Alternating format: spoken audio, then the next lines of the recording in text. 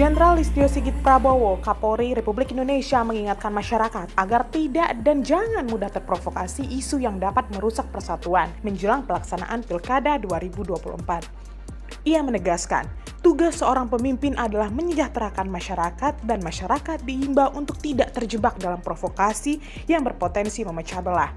Ia juga menyampaikan kekhawatirannya tentang maraknya penyebaran hoax dan upaya provokatif di media sosial yang sering kali muncul menjelang Pilkada 27 November 2024. Karena itu, Kapolri mengingatkan masyarakat agar memahami adanya perbedaan, terutama dalam pilihan politik, dan tetap menjaga persatuan. Penegasan itu disampaikan Kapolri usai menggelar acara doa bersama jelang Pilkada Damai di lapangan Simpang 5 Semarang Rabu, 20 November 2024 lalu.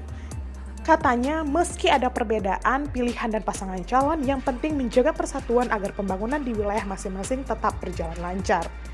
Sementara itu, Wakil Presiden Republik Indonesia Gibran Rakabuming Raka juga menekankan pentingnya upaya pencegahan konflik menjelang Pilkada serentak 2024.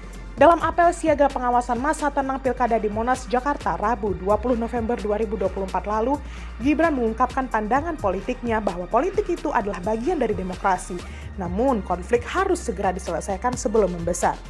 Jika ada potensi konflik kecil, sekecil apapun, harus segera diselesaikan agar tidak membesar dan menyebabkan korban jiwa, ujar Gibran.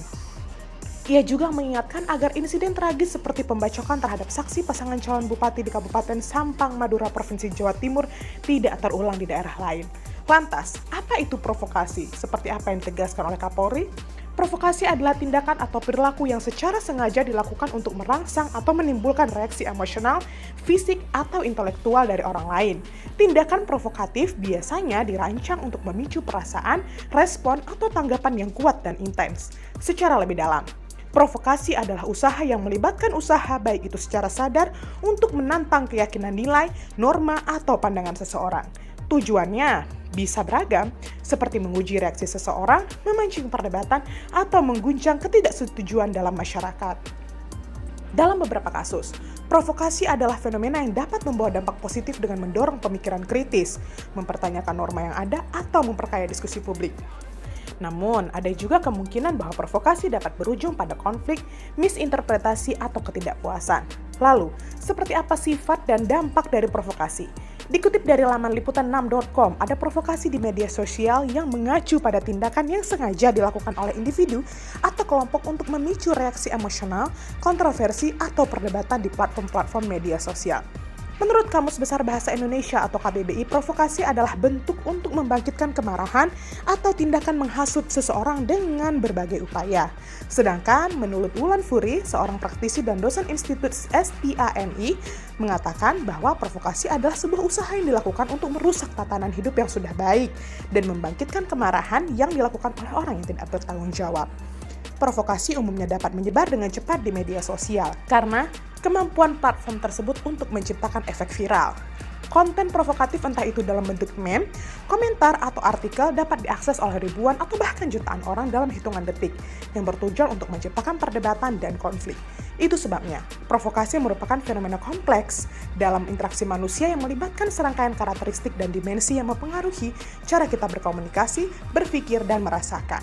Makanya, provokasi memiliki sifat dengan memiliki niat dan kesengajaan. Maklum, umumnya didorong oleh niat yang disadari untuk memancing reaksi atau tanggapan. Pelaku provokasi seringkali ingin melihat bagaimana orang merespon secara emosional terhadap tindakan mereka. Emosi seperti kemarahan, kekecewaan, dan kekagetan dapat muncul sebagai tanggapan terhadap provokasi.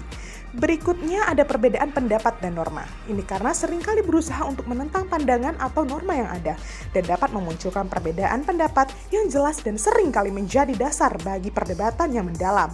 Sifat ini mengundang orang untuk mempertanyakan keyakinan mereka dan mempertimbangkan sudut pandang alternatif.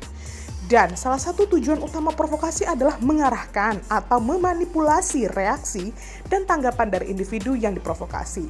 Pelaku provokasi ingin melihat bagaimana orang bereaksi terhadap tindakan mereka dengan harapan dapat mengontrol narasi atau mencapai tujuan mereka. Jadi, sudah paham kan? Karena itu, mari ikuti arahan Kapolri, jangan mudah terprovokasi.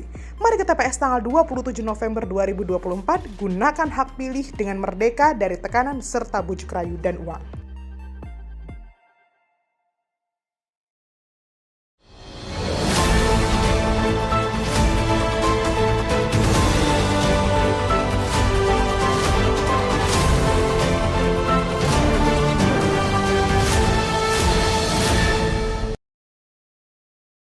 Jangan lupa like, komen, dan subscribe.